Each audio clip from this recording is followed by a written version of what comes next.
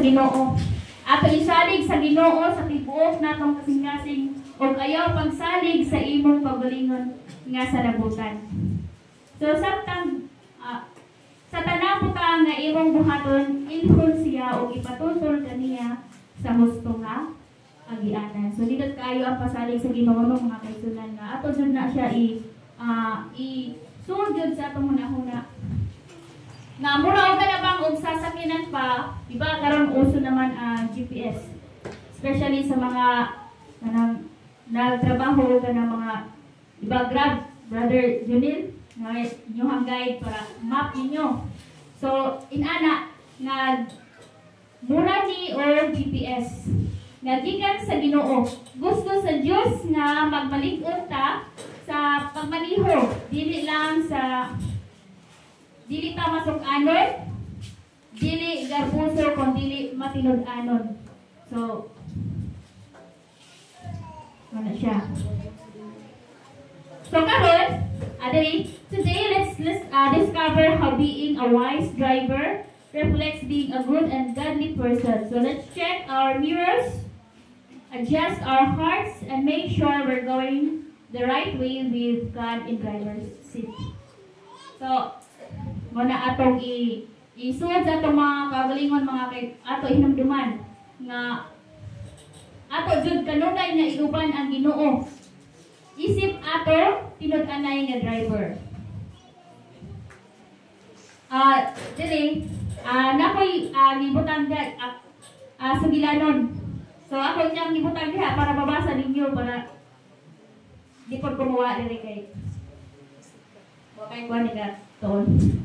Sa gilanon, ang driver nga wais o ang driver nga pasikat. So murag wais o kanang unsay pasikat nga lain term nga pasikat. Maro kanang hambog. Oh.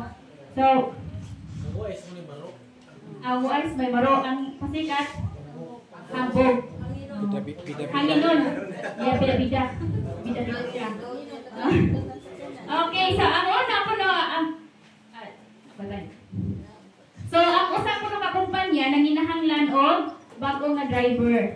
So syempre nag-hire sila. So naay tulo-tulo ka mga driver nga nang-apply. Basa mo diha mga kisunan ha kay para di mo di mo diha pilawon basa pud mo. So ang unang aplikante bugal-bugalan kaayo ni sulti ingon siya. Boss, kabalo ko mo parking nga pies lang ang gigamit kasi pies sa akong siya ang pies is kanang side lang ba kanang ha? Kanang walang burag ay ba kanang side lang. Sana. Bana-bana.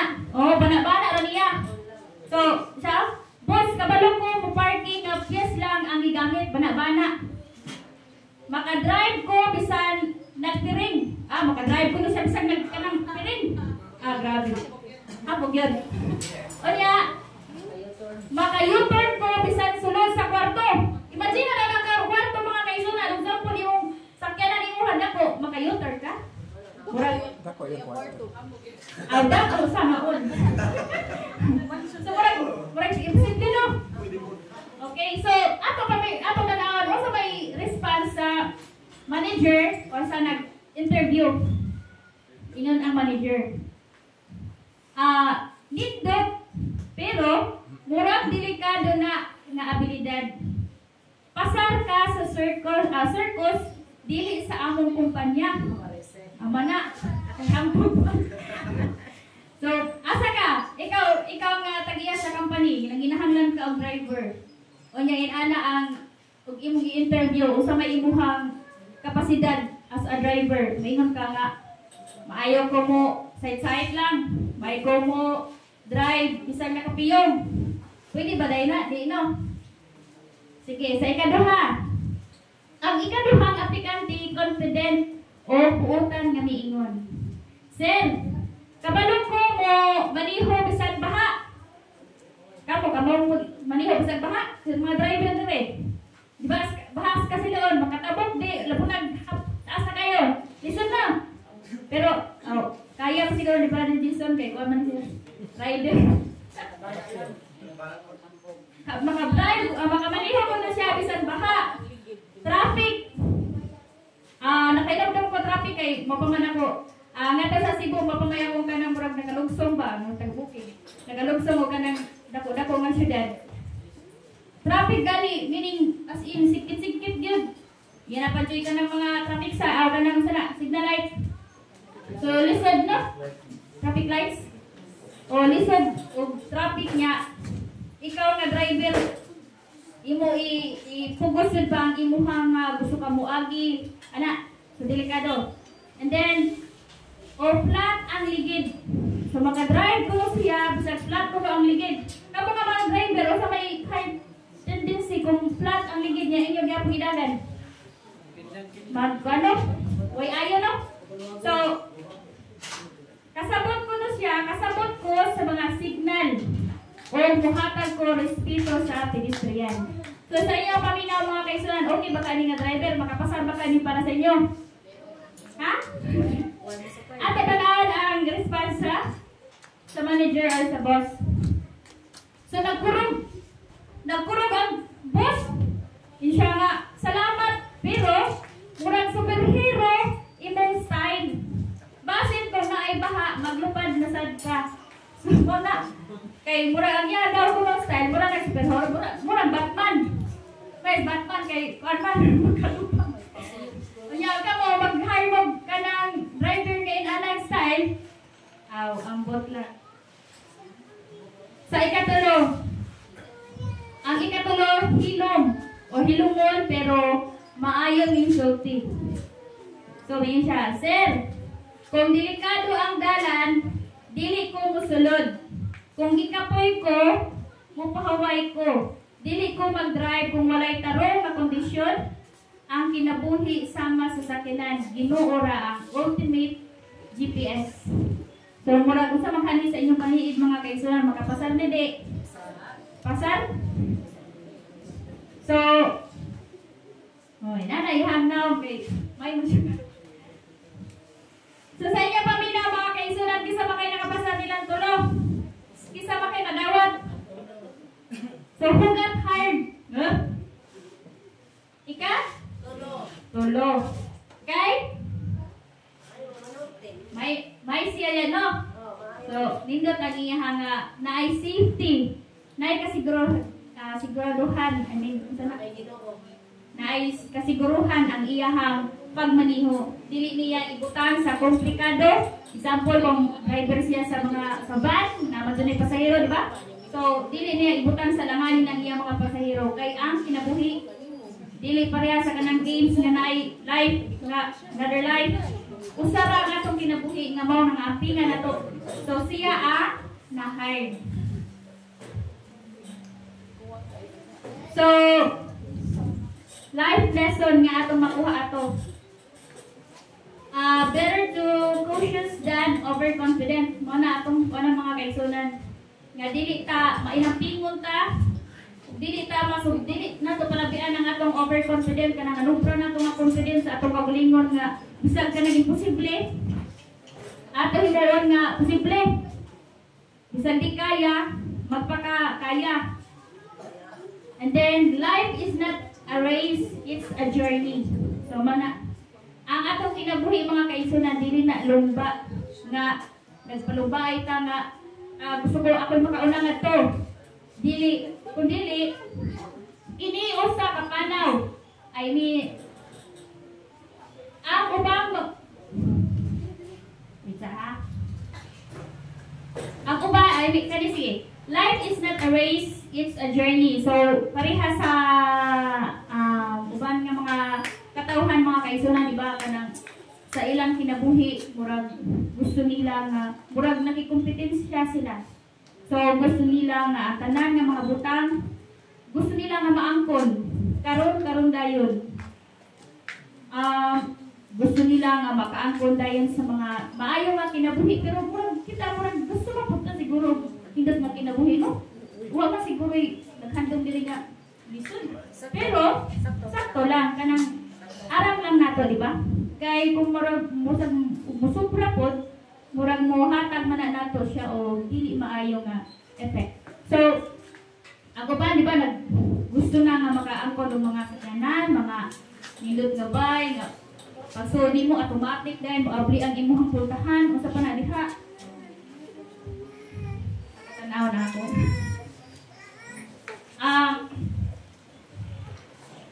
Dili na daay kuno mo ay gusto sa Ginoo. Wala sila masayod nga ang kinabuhi dili usa ka kompetisyon. Kundi ang tinuod nga kalipay makita. Asa makita mga kaigsunan, makita sa matag lakang sa panaw uban ang pagkamalipayon o pagtuo sa Ginoo. Mao na importante mga kaigsunan nga ang atong lakang ato dili igual sa Ginoo.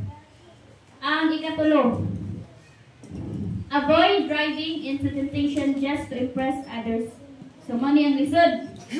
So, likayan nato ang pagmanihong ngadto sa tentasyon aron lang magpasikat sa uban. Aron lang daygon, yes. So, may baka nga batasan. Murag dili, no? So, atong likayan ay dili nato na siya buhaton. So, para anang usa ka driver. So ang driver nagpadagan o paspas o nag-overtake kanang overtake sa mga nagkumasakyanan sa mga bisag kanang dili bisag mabutang na ang iyang kagalingon sa risky iyang gyapon nga buhaton para lang mao sa man ma-impress para daw ma-impress ang mga nagtan-aw siguro or ang mga barkada para ang mga batanon nga magpakusog-kusog daigdagan para mayon bay kusog dagan may gikuani o yang hindi to sunahan balintong na so dili siya maayo. So atong likayan ang pagmaneho nga puno sa garbo mao na ang garbo man ay magkaon nga kaya na ko eh. So hinambog kay ang imong kaluwasan mas importante kaysa sa pag-impress sa uban. So mao na indot mga sunan dili jud ta kinahanglan magpa-impress sa uban para lang sa tingnan nga wow kanindot niya kamaayo niya dili na siya may gusto sa Ginoo. Mas kuan siguro og magpa-impress ka sa atong maayo nga binuhatan para ang Ginoo na mismo mo ay mudaig sa ato. Di ba nindot mo na nindot no? Nindot pa to nga kay sunan. Kasi nangatawag na mo diha ha? Ako na ba yung paspasan? Bible support ng mga verses na makita siya sa Proverbs 14 verse 16. Ang maalamon naglikay sa dautan. So kung dili ta maalamon mga kaigsunan, ato jud siguro kuanon ang dautan, pero magialamon ta, maalamon ta atong likayan ang dautan. Ang ikaduha, makita siya sa 1 Corinthians 10 verse 13. God provides a way out from temptation. So, ang Ginoo nag-provide para sa ato nga mahilikay ta sa mga tentasyon.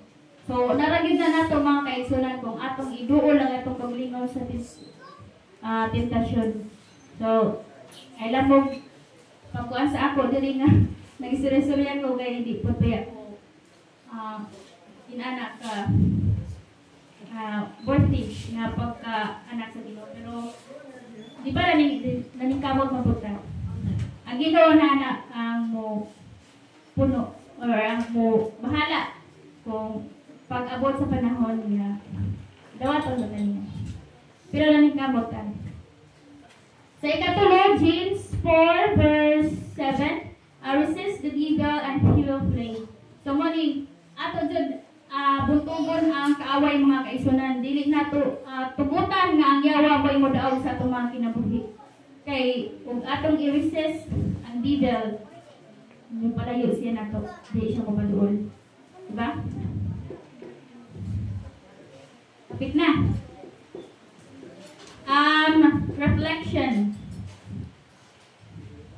The first is, are you living wisely or dangerously? Mga kaisunan, nagpuyo ba kuno ta nga magyalamon or naata sa peligro? Kamo diri mga batanon, magyalamon ba kamo or naabo sa peligroso nga kahintang? Kamo lay to bagana, mga bright mo. Okay, so what temptation are pulling you close to the edge? Unsa man kuno nga mga tentasyon ang nagdala ninyo para sa kanang dili maayo nga ha? Unsa man nga mga tentasyon ang nakapa Dali jud ko tumatay sa dili matuog karon. Ah. Stress ka daw. wala di ta magpada mga kaigsunan, di ta magpabira sa mga tentasyon. Kay muhog na natos. Way ayo. And then do you let God lead your directions? So inyo ba ko nang gialaw ang Ginoo nga mo lead sa inyo nga direction? Or kamo lang, or kita lang ang nagbuot-buot sa direction nga atong gusto? Di ba?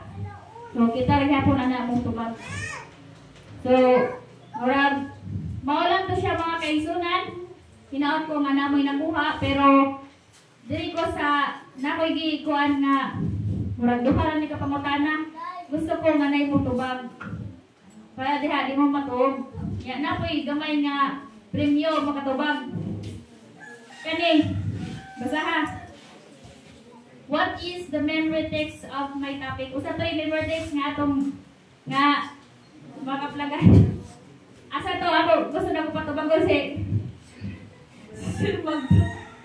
asa to makita ang verse nga katong ilikay kami sa mga kuan. Unsa na to nga verse? Asa? Kisay pa makatubag na I prize. Ha? Asa to asa to makitaan? Ah, na I prize si Sister Esther. So nga na pagmamagpalingan ko. Oh, ha? Ang sa tingin ko? Matthew 6:30. 9 to 30.